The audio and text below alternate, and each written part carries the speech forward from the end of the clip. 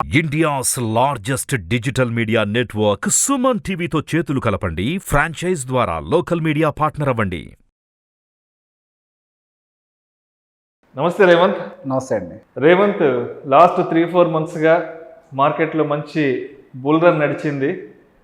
Especially October నుంచి చూస్తే మార్కెట్లో పెద్ద ఎత్తున వాలటాలిటీ నడుస్తోంది. October 2nd week 3rd week అయితే బ్లడ్ బాత్లే. ఏంటి అసలు ఎందుకు అక్టోబర్లో మరి మార్కెట్లో ఇంత పెద్ద ఎత్తున ఈ వాలటాలిటీ అనేది జనరేట్ అయింది అసలు? సో బేసిక్గా అక్టోబర్ మంత్ అనేది మార్కెట్ సెంటిమెంట్ ప్రకారం కొంత బుల్లిష్గా ఉంటుందని ఉంటుంది సహజంగా. సో అండ్ దాంతోపాటుగా అక్టోబర్ మంత్స్లో మనకి కంపెనీస్ యొక్క నెంబర్స్ అవుట్కమ్ వస్తూ ఉంటుంది. అంటే మనకి క్వార్టర్లీ రిజల్ట్స్ అనేవి పోస్ట్ అవుతూ ఉంటాయి. సో సహజంగా ఈ క్వార్టర్లీ రిజల్ట్స్ అక్టోబర్ మంత్లో వచ్చే కొంత పాజిటివ్గా ఉంటాయనే సెంటిమెంట్ కూడా మార్కెట్లో కొంత ఉంటూ ఉంటుంది. అండ్ దాంతోపాటుగా పండగ వాతావరణం అంతా ఉంటుంది. సో కన్సంప్షన్ కూడా చాలా ఎక్కువగా ఉంటుంది. సో మార్కెట్ యొక్క గైడెన్స్ కూడా ఫ్యూచర్లో అంటే కంపెనీస్ నెంబర్స్ పోస్ట్ చేసినప్పుడు నెక్స్ట్ క్వార్టర్ గైడెన్స్ కూడా ఇస్తూ ఉంటారు. ఇలా ఉండొచ్చు మా పర్ఫార్మెన్స్ అని చెప్పేసి అవన్నీ కూడా సహజంగా పాజిటివ్గా ఉంటూ ఉంటాయి. సో ఈ సెంటిమెంట్ అనేది సహజంగా అక్టోబర్లో ఉంటుంది.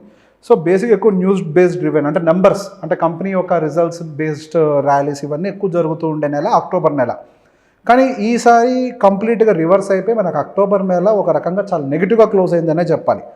సో దానికి గల మేజర్ రీజన్స్ ఏంటి అని అంటే మనకి దానికంటే ముందు వరకు కూడా అంటే అక్టోబర్ మంత్ ముందు వరకు కూడా మార్కెట్లో అనేది ఒక మంచి పర్ఫార్మెన్స్ అనేది చూపించింది. అంటే ఆల్ టైమ్ హైస్ని ఈవెన్ మనకి ఇండియన్ అంటే మన గ్లోబల్ మార్కెట్ సపోర్ట్ చేయనప్పటికీ ఇండియన్ మార్కెట్స్ అనేవి ఆల్ టైమ్ హైస్ని బీట్ చేసుకుంటూ వెళ్ళిపోయాయి. మన అక్టోబర్ సిరీస్ వీడియో ఒకటి మనం బోర్డ్ ప్రెజెంటేషన్ మీద ఒకటి చేసాం. అప్పుడు కూడా అనుకున్నాం. అండ్ పర్టిక్యులర్గా మనకి సిఆర్ఆర్ క్యాష్ రిజర్వ్ రేషియోకి సంబంధించి ఇంతకుముందు ఆర్బీఐ గైడెన్స్లో వచ్చిన దాని ప్రకారం క్యాష్ రిజర్వ్ రేషియో అనేది కొంచెం పెంచింది. సో దానివల్ల బ్యాంకింగ్ నెంబర్స్ కొంత ఎఫెక్ట్ అయ్యే అవకాశం ఉంటుంది. అది ఎత్తేసారు తర్వాత. కాకపోతే హవెవర్ వాళ్ళు ఇంట్రడ్యూస్ చేసినప్పుడు దాని మీద బ్యాంకింగ్ నెంబర్స్ మీద కొంత ఇంపాక్ట్ పడవచ్చు. సో బ్యాంకింగ్ నెంబర్స్ కొద్దిగా మిక్స్డ్గా రావచ్చు. సో బ్యాంకింగ్ స్టాక్స్ అనేవి కొంత ప్రెషర్లోకి వెళ్ళొచ్చు. ఆల్రెడీ అవి హైలో ఉన్నాయి కాబట్టి వీటి ఇంపాక్ట్ ఖచ్చితంగా పడే అవకాశం ఉంటుందని మనం ముందుగానే కూడా అనుకున్నాం. సో దానికి అనుకూలంగానే మనం అనుకున్నట్టుగానే బ్యాంకింగ్ రిజల్ట్స్ కొంత మిక్స్డ్ వచ్చాయి. కొన్ని బాగున్నాయి, కొన్ని బాగాలేదు, కొన్ని ఎస్టిమేట్స్కి ఈక్వల్గా ఉన్నాయి. సో ఓవరాల్గా ఏంటి అని అంటే నెంబర్స్ కూడా మార్కెట్ని అయితే పెద్దగా సాటిస్ఫై చేయలేదు. దాంతోపాటుగా ఐటీ కంపెనీస్ కూడా మార్కెట్ని పెద్దగా ఏమీ సాటిస్ఫై చేయలేకపోయాయి. అది కేవలం ఇండియన్ ఐటీ కంపెనీసే కాదు, మనకి యూఎస్ బేస్డ్ ఐటీ కంపెనీస్ కూడా మార్కెట్ని పెద్దగా ఏం సాటిస్ఫై చేయలేదు. అంటే ఒక కంపెనీ బాగా వస్తుంటే ఒక కంపెనీ వీక్గా రావటము. సో ఓవరాల్గా ఏంటి అని అంటే మార్కెట్లో అన్సర్టినిటీ అనేది ఉంది. మార్కెట్స్ అది లాస్ట్ 2-3 మంత్స్గా ర్యాలీ జరిగింది. మార్కెట్లో రిజల్ట్స్ పరంగా కూడా బిజినెస్ రిజల్ట్స్ పరంగా కూడా కొంత అన్సర్టినిటీ అనేది క్రియేట్ అవుతుంది. అండ్ దాంతోపాటుగా మనకి అదే టైంలో ఇజ్రాయెల్ హమాస్ వార్ బ్రేక్అవుట్ అనేది మనకు ఒకటి జరిగింది. ఫస్ట్ వీక్లో ఇది ఈ న్యూస్ బయటకు వచ్చింది. మనకి ఆ వార్ బ్రేక్అవుట్ జరిగిన తర్వాత చాలా కాలం వరకు కూడా దాన్ని పెద్దగా సీరియస్గా తీసుకోలేదు. ఇన్ఫ్యాక్ట్ మన ఇండియన్ మార్కెట్ కూడా ఏదో ఆ రోజు పడి మరి రికవర్ అయిపోయింది. యూఎస్ మార్కెట్స్ అయితే అసలు రెస్పాండ్ కూడా కాలేదు ఆ న్యూస్కి. But over the period of time geo పొలిటికల్గా డెవలప్ అవుతున్నటువంటి న్యూస్ల వల్ల మనకి ఆ టెన్షన్ కూడా మనకు మార్కెట్లోకి యాడ్ అయింది. అంటే మనకి హమాస్ అంటే ఇజ్రాయెల్ ఆపోజిట్ టీమ్కి హమాస్కి సపోర్ట్ చేస్తున్నటువంటి ఇరాన్ ఇట్లాంటి కొన్ని కంట్రీస్ కొన్ని యుఎస్ ట్రూప్స్ మీద దాడి చేయటము, వాళ్ళు కౌంటర్ అటాక్ చేస్తున్నామని చెప్పటము. సో ఈ అన్సర్టనిటీ అనేది కూడా మళ్ళీ ట్రిగ్గర్ అయింది మార్కెట్లో. దానితోటి మార్కెట్స్ అనేవి లిటరల్గా మనకు ఒక స్లైడ్ అయిపోయినాయి. అంటే జారి పడిపోయినాయి, స్లోగా కిందకి రావడం లాంటిది కాకుండా. సో మనకి ఇట్లా పడిపోయింది, ఇక్కడ నుంచి పడిపోతూనే ఉంటుందా అని అంటే దానికి కూడా కంప్లీట్గా మన దగ్గర ఏం లాజిక్ ఉండదు. దానికి గల రీజన్స్ ఏంటి? ఓకే, ఒక టైంకి ఇప్పుడు మనకి రష్యా వార్నే సబ్సైడ్ అయిపోయింది. అంటే వార్ ఆగిపోలేదు, బట్ న్యూస్ సబ్సైడ్ అయిపోయింది. అలానే మనకి ఈ న్యూస్ కూడా సబ్సైడ్ అయిపోతుంది 1 or 2 డేస్లో. దీనికి సంబంధించి జియో పొలిటికల్గా సహజంగా రష్యా అండ్ చైనా కనుక అగెయిన్స్ట్ యూఎస్ స్టాండ్ తీసుకున్నట్టు డిఫరెంట్గా ఉండేది. అంటే హమాస్కి సపోర్ట్ చేసుకుంటుంటే కనుక డిఫరెంట్గా ఉండేది. ఈవెన్ చైనా కూడా వాళ్ళు ఇజ్రాయెల్కే సపోర్ట్ చేశారు. సపోర్ట్ అని అంటే మీరు కరెక్ట్ చేస్తున్నారని కాదు, మన మీద దాడి జరిగినప్పుడు ప్రతి దాడి చేయడంలో తప్పు లేదు అని ఒక న్యూట్రల్ స్టాండ్ తీసుకున్నారు. సో పొలిటికల్ అన్స్టేబిలిటీ అయితే ఇంకా లేదు, అది క్లియర్గా ఉంది. ఈ ఇరాన్ దాడులు ఏమైనా యూఎస్ ట్రూప్స్ మీద ఉంటే అవి కూడా సబ్సైడ్ అయిపోతాయి 1-2 డేస్లో. అండ్ దాంతోపాటుగా మనకి జీడిపి నెంబర్స్ యూఎస్లో వస్తున్నాయి కూడా కొంత బెటర్గా వస్తున్నాయి.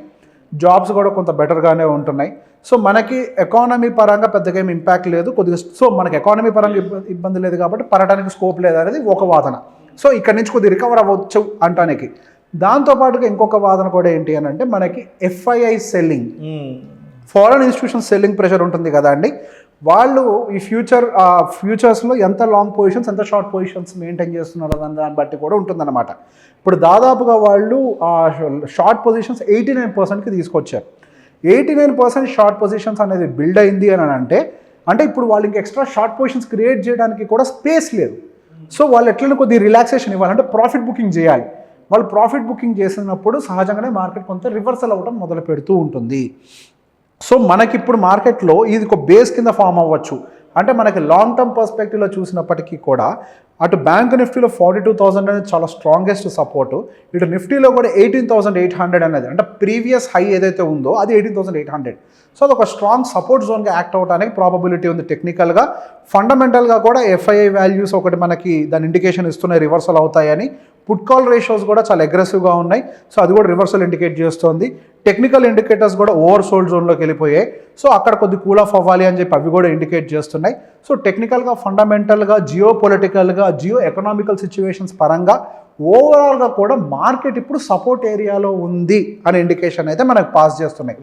సో ఒక లాంగ్ టర్మ్ ఇన్వెస్టర్స్ ఎవరైనా ఉంటే ఇప్పుడు already market 7% near to correction, 7 to 5%. అంటే మనకి మొన్న గురువారం రోజు ఈ లో అనేది 7%, తర్వాత మనకు శుక్రవారం కొంత రికవర్ అయింది, అది వేరే విషయం. కానీ సో మనకి 7 to 5% కరెక్షన్ జరిగినప్పుడల్లా ఈ నిఫ్టీ బీస్, బ్యాంక్ బీస్ ఇట్లాంటి వాటిల్లో మనం యాడ్ చేసుకోవడం అనేది బెస్ట్ థింగ్. ఎందుకనంటే ఎంతటి బుల్ రన్లో అయినా కానీ 5 to 10% కరెక్షన్ సహజంగా జరుగుతుంది.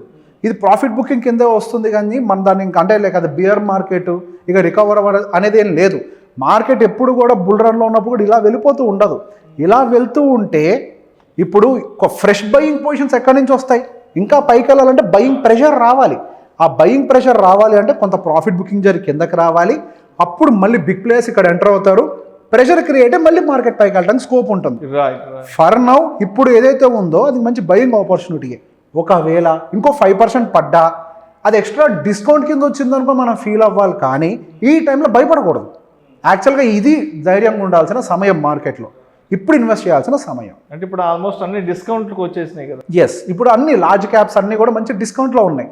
ఈ టైంలో మిడ్ అండ్ స్మాల్ క్యాప్ జోలికి వెళ్ళొద్దండి. మిడ్ అండ్ స్మాల్ క్యాప్ చాలా అగ్రెసివ్గా పెరిగాయి, కరెక్షన్ ఉన్నా అగ్రెసివ్గా ఉంటుంది. So mid and small cap ఈ మూమెంట్లో వెళ్ళొద్దు. బట్ లార్జ్ క్యాప్కి మాత్రం మంచి స్పేస్ ఉంది పెరగడానికి. Large cap got very good space. IT సెక్టర్కి చాలా స్పేస్ ఉంది ఇంకా పెరగడానికి. సో మనం ఇట్లాంటి వాటిలో ఏమన్నా చూసి వాళ్ళ ఓన్ అనాలిసిస్ తోటి they can invest. Thank you so much Revanth.